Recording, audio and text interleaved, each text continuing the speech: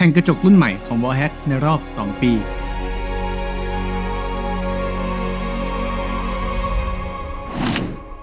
ที่ผมไม่รู้สึกผิดหวังเลยแม้แต่นิดเดียวครับซึ่งในเจนใหม่นี้เนี่ยจะมีทั้งหมด 2 รุ่นนะครับรุ่นแรกเนี่ยก็คือ CR005 หรือย่อมาจาก Creator นั่นแหละอันนี้จะเป็นผิวคอนโทรลนะครับที่ผมไม่มีณตอนนี้เขาก็ยังไม่ได้วางขายณตอนนี้นะแต่ว่าตัวที่วางขายแล้วเนี่ยก็คือ VA005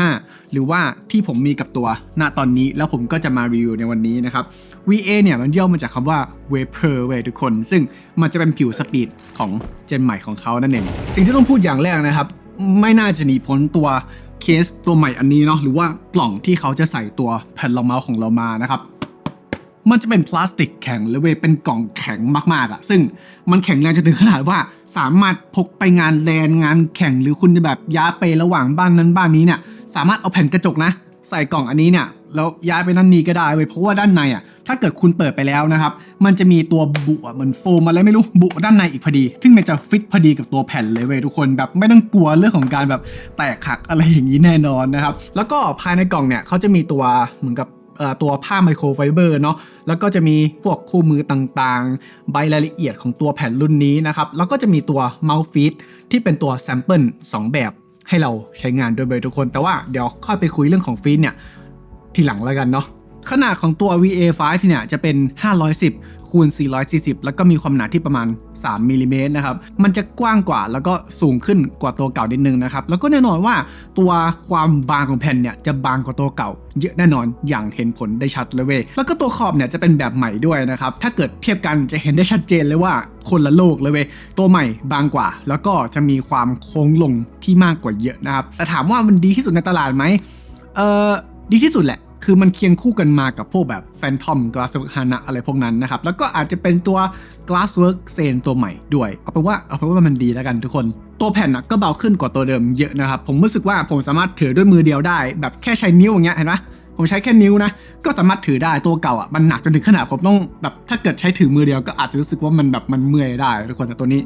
ไม่เลยถือได้ทั้งวันนะครับ แต่ว่าสิ่งที่ผมรู้สึกว่ามันผมปราบปลื้มที่สุดเลยกันก็คือเรื่องของที่มันเป็นสีดำพื้นๆอย่างนี้แหละคือช่วงหลังแผ่นกระจกที่ผมมีมันมีแต่พวกที่แบบมีอาร์ตเวิร์กอนิเมะไวฟูใช่ไหมคือมันสวยก็จริงแหละแต่ว่าดูนานๆมันก็จะเบื่อเว้ยแต่พอมันเป็นสีอย่างเงี้ยมันสามารถตั้งบนโต๊ะผมแล้วผมก็สามารถดูมันแล้วมันก็ไม่เบื่อมันจะใช้กับเมาส์สีขาวสีดำหรือว่าสีอื่นอย่างเงี้ยมันก็จะเข้ากันทุกคนเก็ตปะมันสวยแบบธรรมชาติมันสวยแบบไม่เบื่อทุกคนทีนี้พื้นผิวนะครับผมเชื่อว่าหลายคนน่าจะรอฟังอยู่ใช่ไหมว่ามันเป็นยังไงเทียบกับ SP4 มันแตกต่างกันยังไงบ้างนะครับตัว VA5 ตัวนี้เนี่ยอย่างที่ผมบอกไปตอนต้นเลยเนาะว่ามันจะเป็นแผ่นสปีดนะครับตัว SP4 ตัวเก่าเนี่ยมันก็จะเป็นสปีดเหมือนกันถามว่าเทียบกันต่างกันขนาดนั้นไหมและเซว่ามันไม่ได้ต่างกันมากแล้วกันมันเหมือนกันสักประมาณ 90% เลยนะครับแต่ว่าสิ่งที่ทำให้ตัว VA5 เนี่ยมันต่างกับSP4 เนาะก็คือ texture ของตัวผิวเว้ยคือมันจะหยาบขึ้นกว่าเดิมอยู่พอสมควรเลยแล้วก็ถ้าเกิดผมเอากล้องมาโครผมเนี่ยไปส่องตัวพื้นผิวของแบบหลายๆแผ่นที่ผมจะเทียบในวันนี้เนาะมันเป็นผิวที่ดิบที่สุดเหรอคือเนี่ยทุกคนลองดูด้วยตาตัวเองเว้ยผมจะเทียบกับหลายๆแผ่นนะครับมันจะเป็นผิวที่แบบไม่ค่อยเกรนนี่แต่มันจะเป็นผิวของกระจกโดยตรงเลยเก็ตป่ะมันจะเป็นหลุมๆมันแบบผมก็บอกไม่ถูกเหมือนกันมันดิบมากเว้ยส่งผลให้ถ้าเกิดคุณเอาแบบนำไปเทียบกับ SP4 เนาะความไหลลื่นมันจะไหลลื่นกว่ามากเหมือนความชื้นมันจะไม่ได้เกาะบนตัวพื้นผิวของตัว VA5 เยอะขนาดนั้นเว้ยซึ่งมันเป็นสิ่งที่ผมตามหานะเพราะว่าถ้าเกิดทุกคนเป็นคนใกล้ตัวผมจะพูดเสมอไว้ว่าผมชอบ SP4 มากในแง่ของความเร็วแล้วก็แรงหยุดเนาะผมแค่อยากให้ผิวมันมีความเกรนนี่มีความแบบหยาบขึ้นนิดนึงเพื่อทำให้แบบ texture ที่มันส่งมาถึงฟีดแบ็กแล้วก็เรื่อง performance โดยรวมของการเก็บความชื้นมันดีขึ้นกว่าเดิมซึ่งตัว VA5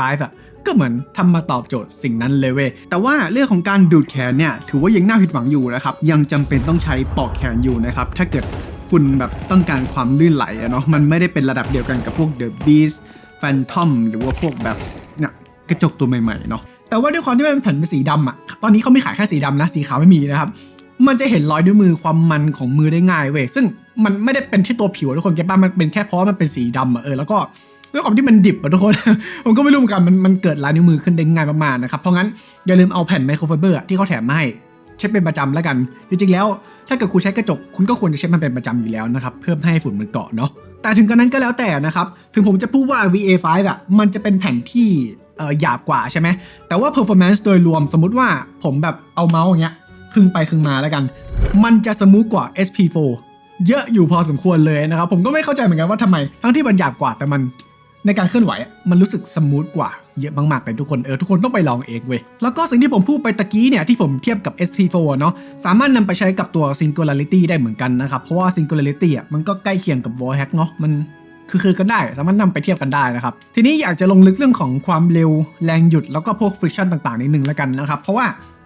แผ่นนี้ไม่ค่อยจะเหมือนใครในตลาดสักเท่าไหร่เลยนะซึ่งผมจะเทียบกับตัว Phantom เป็นหลักแล้วกันนะครับ Phantom เป็นตัวที่ผมชอบมากก็จริงเว้ยแบบทุกคนก็อาจจะสงสัยใช่ไหมว่าถ้าพี่เลือกระหว่าง2ตัวนี้เนี่ย Phantom กับ VA5 พี่จะเลือกตัวไหนนะครับผมไม่เลือกครับผมจะเก็บไว้ทั้ง2ตัวนะครับมันไม่ได้มีใครมาบอกใช่ไหมว่าผมจะต้องมีแผ่นกระจกเพียงแค่ตัวเดียวแผ่นผ้ามันยังมีหลายแบบเลยใช่ไหมให้คิดว่า Phantom เป็นเหมือน Artisan Raiden ก็แหละตัว VA5 ก็เหมือนแบบ Hayate Osu อะไรประมาณนั้นทุกคนมันแค่เป็นแผ่นที่แตกต่างกันแค่นั้นเองซึ่งเดี๋ยวผมจะขยายความให้แล้วกันนะครับ VA5 เนี่ยมันคือประมาณแบบกระจกเร็วนิดหน่อยไม่ได้เร็วมากแต่ Phantom มันคือเร็วมากแต่มันก็ไม่ได้หมายความว่าPhantom จะเร็วกว่า VA5 เสมอไปเชื่อแหละงงผมยังงงเลยทุกคนผมจะอธิบายขยายความอย่างนี้แล้วกันผมจะเทียบเป็น friction แล้วกันนะครับ friction มันจะมี3แบบเท่าที่ผมคิดขึ้นมาเองนะครับแบบแรกคือ dynamic friction เนาะหรือมันคือแรงเสียดเวลาเรากวาดเมาส์เวลาเราขยับเมาส์ต่อเนื่องนะครับแบบที่2เนี่ยคือ static friction เนาะหรือมันคือ friction แรงเสียดเวลาเราเริ่มขยับเมาส์หรือว่าเราขยับเมาส์เล็กๆน้อยๆเป็นแบบจุดเล็กๆนะครับแล้วก็แบบที่3เนี่ยคือ pressure friction คือเวลาเรากดเมาส์ลงไปที่ตัวแผ่นเนี่ยมันจะมีแรงหยุดขึ้นมาเพิ่มมามากน้อยแค่ไหนหรือว่าแรงเสียดมันจะเพิ่มมามากแค่ไหนนะครับซึ่งถ้าเกิดว่าจะให้ผมตีคะแนนของตัว VA5 เนี่ย dynamic friction นะครับจะถือว่าปานกลางนิดหน่อยแล้วกันคือมันแบบมันไม่ได้ฟรีมากมันไม่ได้ลื่นปืนเหมือนพวกแบบ The Beast แล้วก็ Phantom by Tekutai นะครับแต่ว่าในด้านของ static friction แล้วก็ pressure friction เนี่ยจะน้อยมากๆเว้ยให้พูดเป็นภาษาคนง่ายๆนะครับก็คือเวลาผมเลื่อนเมาส์เนี่ยมันจะรู้สึกว่ามันไม่ได้เร็วมากเว้ยแต่ว่า static friction จะน้อยคือแบบคุณสามารถขยับเล็กๆน้อยๆหรือว่าการเริ่มขยับของตัวเมาส์มันทำได้เลยแบบที่ไม่มีอะไรมาแบบรู้สึกว่ามันมาต้านเราแล้วก็ pressure friction นะครับอันนี้เป็นจุดสำคัญมาก Phantom เป็นแผ่นที่เร็วมากก็จริงใช่ไหมแต่ว่าทันทีที่แบบเรากดเมาส์ลงไปแรงหยุดมันจะเยอะมากผมเชื่อว่าทุกคนน่าจะลองสัมผัสเองกันแล้วเนาะแต่ว่าตัวนี้เนี่ยpressure friction มันน้อยมากเลยเว้ยมันถึงขนาดว่าเวลาผมจะหยุดต่อให้กดเมาส์ไปแล้วนะเป้าผมมันยังสายเลยทุกคนผมแทบจะเหมือนพิปเปิลเวลายิงออฟแล้วเก็ตป่ะมันสายตึ๊ดๆเลยทุกคนซึ่งผมก็ไม่รู้เหมือนกันว่าแฟนทอมเขาทำได้อย่างไรตัวนี้มันไม่ได้เหมือนแฟนทอมทุกคนถึงแม้ว่าความเร็วจะช้ากว่าแฟนทอมแต่แรงหยุดน้อยกว่าแฟนทอมนะครับแต่ว่าในก่อนที่ผมบอกไปเขาจะมีเมาส์สเก็ตคิดตัวนี้มาให้เราได้ลองด้วยนะครับมันเป็นแซมเปิลของทาง Wallhack เนาะโดยแต่ละแบบเนี่ยเขาจะให้มา4อันซึ่งผมแกะไว้เต็มหมดแล้วมันจะมี Silent PTFE นะครับที่มันเป็นสีเหลืองเนาะแล้วก็สีดำอันนี้เนี่ยมันจะเป็น UHM WPE ทุกคนซึ่งในตัว Silent PTFE สีเหลืองตัวนี้เนี่ยเขาบอกในกล่องนะครับว่าสปีดมันจะเยอะหน่อยแต่ว่าเรื่องของความคงทนหรือว่าการที่ตัวแผ่นกระจกมันจะกินฟีดมันก็จะแบบอายุการใช้งานมันก็จะน้อยใช่ไหมซึ่งตัวนี้เนี่ยมันก็ไซเลนต์จริงๆนะถ้าเกิดเทียบกับ Silver Fox อันนี้คือเสียงของตัวของ Wallhack สีเหลืองเนาะอันนี้คือ Silver Fox ที่ติดไว้กับ GU PTX Mini นะครับอันนี้คือ Fresh Silver Fox เลยนะแกะออกจากกล่องเลยนะครับ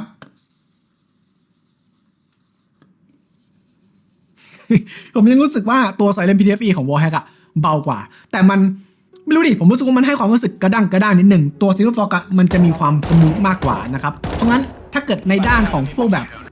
Flip PTFE เนาะผมก็ยัง prefer Silver Fox มากกว่านะครับแต่ว่าถ้าเกิดคุณรอได้รอ Ghost Guy Cyclone Pro ดีกว่าตัวนั้นผมว่าน่าจะเป็นเมตายุคใหม่สำหรับแผ่นกระจกเว้ยรอร้านเขานำเข้ามาแล้วกันนะครับส่วนอีกแบบนึงเนี่ยก็คือ UHMWPE ที่เป็นสีดำตัวนี้เนาะซึ่งโดยปกติแล้วเขาก็จะแนะนำฟีดแบบนี้เนี่ยให้ใช้กับแผ่นกระจกมากกว่าเว้ยคือมันจะคงทนกว่านั่นแหละวัสดุมันจะแข็งแรงกว่านะครับแต่มันก็ต้องแลกมากับด้วยความที่มันจะแบบค่อนข้างจะช้าซึ่งผมไม่ค่อยชอบแผ่นช้าก็เลยไม่เคยจะแฮปปี้ในการใช้ฟีดพวกนี้สักทีนะครับแต่ถ้าคุณต้องการความคอนโทรลที่มันมากขึ้นกับแผ่นสปีดแบบนี้แล้วกันก็ลองดูทุกคนมันอาจจะเหมาะกับคุณมากกว่าตัวพวกแบบ PTFE ปกติก็ได้นะครับโดยรวมนะครับสำหรับ Wallhack VA5 เจนใหม่ตัวนี้เนี่ยผมชอบแล้วกันถ้าเกิดให้คะแนนเต็ม100ก็ให้ประมาณแบบ85 90อย่างนี้ได้เลยนะแบบความเร็วมันกำลังดีนะครับแล้วก็มันมีฟีดแบ็กที่ส่งมาถึงฟีดเมาส์ผมอะเยอะมากพอแบบไม่ได้ก็จะแบบสมูทเอาเหมือนแผ่นบางตัวที่แบบเป็นคอนโทรลอะไรอย่างเงี้ยเนาะแต่ว่าถึงแม้ว่าแรงหยุดมันอาจจะน้อยเกินไปณตอนแรกที่ผมพูดไปนะครับแต่ว่ามันปรับตัวได้พอผมปรับตัวได้มันก็เป็นแผ่นที่ดีเว้ยแบบมันอิสระดีอะถ้าเกิดคุณเล่น Battlefield 6อย่างเงี้ยหรือว่าเกมแท็กกิ้งเยอะผมว่าคุณจะชอบตัวนี้ได้ไม่ยากเลยเป็นแผ่นที่ออกแบบมาเพื่อเกมพวกนั้นเลยนะครับราคานะครับ129 USD นะครับมันจะแพงกว่าตัว SP4 เนี่ย10 ดอลแต่มันก็จะถูกกว่าตัว Limited SP4 10 ดอลนะครับผมถือว่าเป็นราคาที่ดีนะเพราะว่าคุณได้เคสที่แบบดูดีมากๆมีแบบสเก็ตคิดที่แบบให้คุณได้ลองฟีดหลายๆแบบนะครับซึ่งถ้าเกิดว่าใครที่กำลังจะสั่งซื้อเข้าไปหน้าเว็บไซต์ของเขาแล้วแต่มันคือว่า sold out เนี่ยแนะนำว่าให้ลองเข้าโหมด Incognito ของทางเบราว์เซอร์ของทุกคนนะครับมันน่าจะแก้ปัญหาให้สามารถกดแอดเข้าตะกร้าได้เว้ยณวันที่ผมอัดคลิปณวันนี้เนี่ยผมลองตะกี้เลยมันก็ยังสามารถกดเข้าตะกร้าได้อยู่นะครับอย่างที่บอกไป129 USD สามารถใส่โค้ด PHUYWN พูยุนนะครับเพื่อลดได้ประมาณ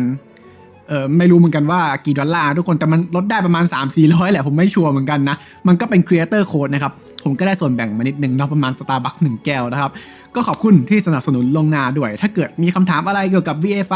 เทียบกับตัวอื่นที่ผมไม่ได้พูดในวันนี้เนี่ยสามารถถามด้านล่างได้เลยนะครับไว้เจอกันทุกคน